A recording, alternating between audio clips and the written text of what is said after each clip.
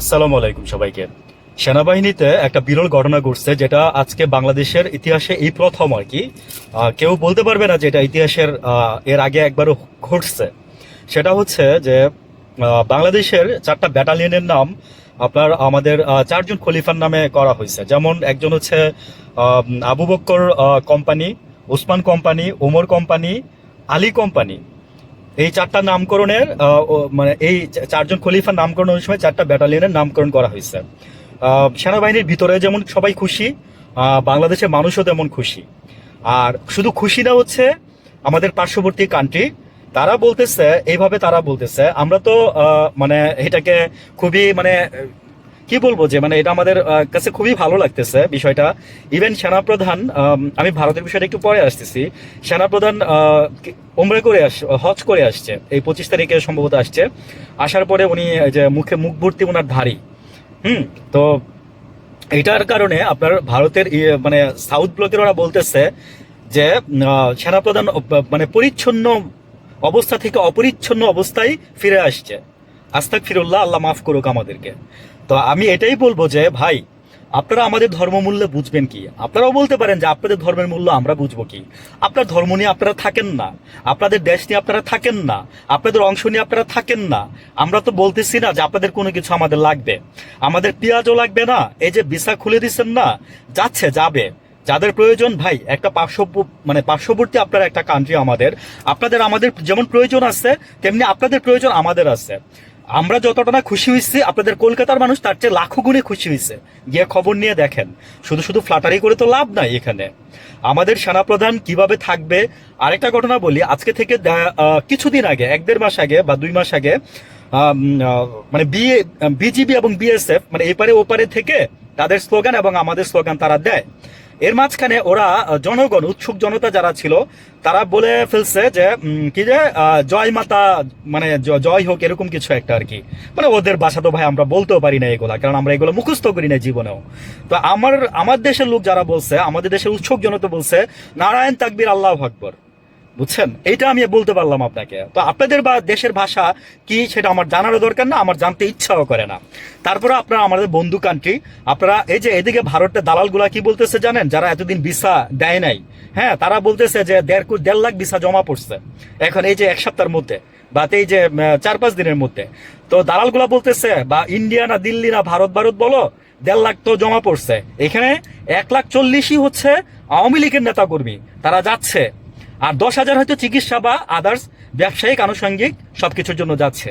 তো আমার কাছে খুবই ভালো লাগতেছে, তাকে ইনোসেন্ট লাগতেছে। বিকজ মানে দাড়ি হচ্ছে আমাদের সুন্নত, দাড়ি হচ্ছে আমাদের। আমি বলবো যে আরো উনি উমরা করে হজ করে, সরি বারবার উমরা বের হয়ে যাচ্ছে, উনি হজ করে এসে দাঁড়িয়ে রাখছে। তো আমি বলবো যে মানে উনি একটা ভালো সিদ্ধান্ত নিচ্ছে। আমরা তো মৃত্যুবরণ করব, আপনারা তো মরবেন না। আপনারা তো মরবেন, মানে আপনারা বিশ্বাস করেন যে পরজন্মে আবার জন্মাবেন। হ্যাঁ, মানে ভালো কাজ করলে ভালো প্রাণী হয়ে জন্মাবেন, আর খারাপ কাজ করলে খারাপ প্রাণী হয়ে জন্মাবেন। আপনারা এটা বিশ্বাস করেন। আর আপনারা আগুনে আপনাদের নিজেদেরকে বশীভূত করে দেন যেন আপনাদের বিচার না হয়, এটা এগুলো আপনারা বিশ্বাস করেন।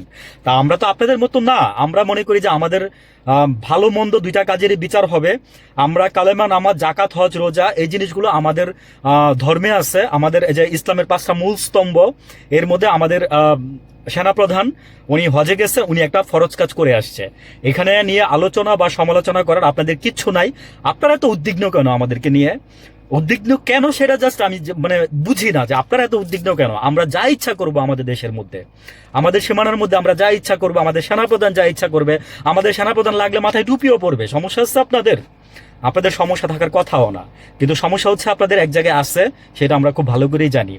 কারণ আপনারা যে কিরকম একটা অপরিচ্ছন্ন, থাক আর বললাম না। আমাদের সেনাপ্রধানকে অপরিচ্ছন্ন বলছেন না, আমাদের সেনাপ্রধান অনেক ভালো। আপনাদের মন মানসিকতার উচিত যে আমাদের সেনাপ্রধান অনেক ভালো। আমাদের সেনাপ্রধান বলে নাই যে আমরা গাঁজা বানাই ফেলবো, আমাদের সেনাপ্রধান বলে নাই যে আমরা ওই জমি কিনে এই করে ফেলবো সেই করে ফেলবো। আমরা মাটির নিচে দিয়ে বাংকার তৈরি করি নাই, যে বাংকার দিয়ে মনে করেন যে আওয়ামী লীগের বা আদার্স কোনো নেতারা দুর্নীতি করে দেশ থেকে পালাই যেতে পারবে।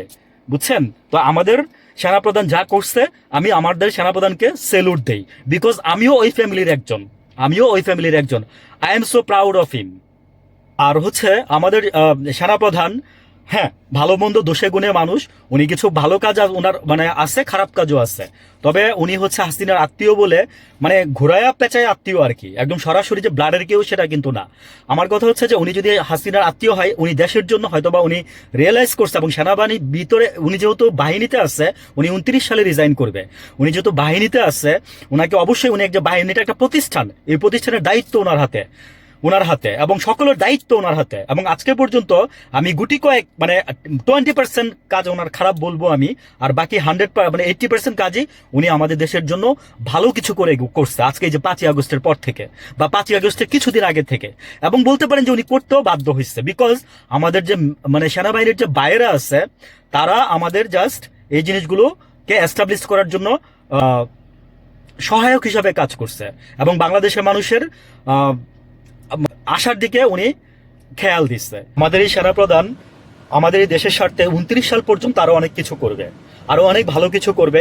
আমি সেই এক্সপেকটেশন ওনার কাছে রাখবো, বিকজ উনি আমাদের দেশে এবং উনি এবং ইউনূস সাহেব, আমি বললাম না দোষে গুণে তো মানুষ, আর ইউনূস সাহেব অনেক খারাপ কিছু করে গেছে। তারপরে ইউনূস সাহেবের আমি মানে বলছি ভাই, একটা মানুষ চাইলেও পারে নাই। কেন পারে নাই আমরা জানি, মানে অন্তর্বর্তীকালীন মানে ক্ষমতায় আসার পরই আপনারা পানি ছেড়ে দিচ্ছেন, সরকারটাকে বসতে দেন নাই একটা দিন ভালো করে বসতে দেন নাই। 136টা না কয় 300-র উপরে আপনারা মব করাইছেন।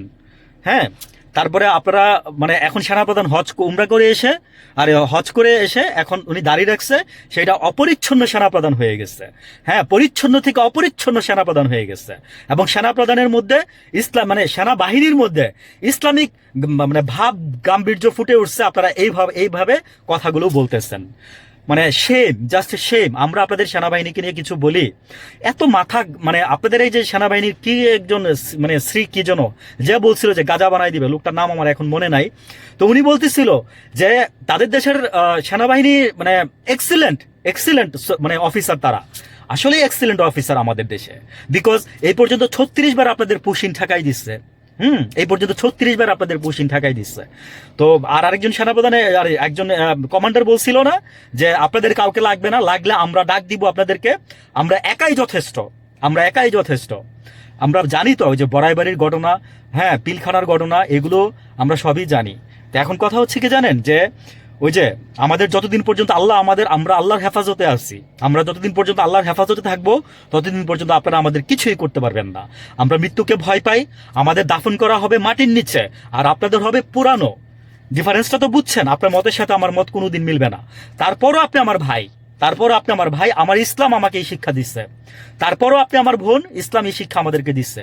আমরা কোনো মুসলিমকে বাংলাদেশ থেকে আজকে পর্যন্ত স্টিল নাও কেউ বলতে পারবে না যে নির্যাতন করে আমরা এরকম করছি। কিন্তু আপনারা যা করতেছেন, হ্যাঁ, আপনারা মারতেছেন, আপনারা পিটাচ্ছেন, আপনারা ভোট দিতে দেন নাই কলকাতায়, আপনারা মানে কি বলবো যে সব কার্ড থাকার পর, নাগরিক থাকার পর আপনারা দাদার সাথে মুসলিম হওয়ার কারণে যা করতেছেন, মানে পৃথিবীতে এটা বিরল।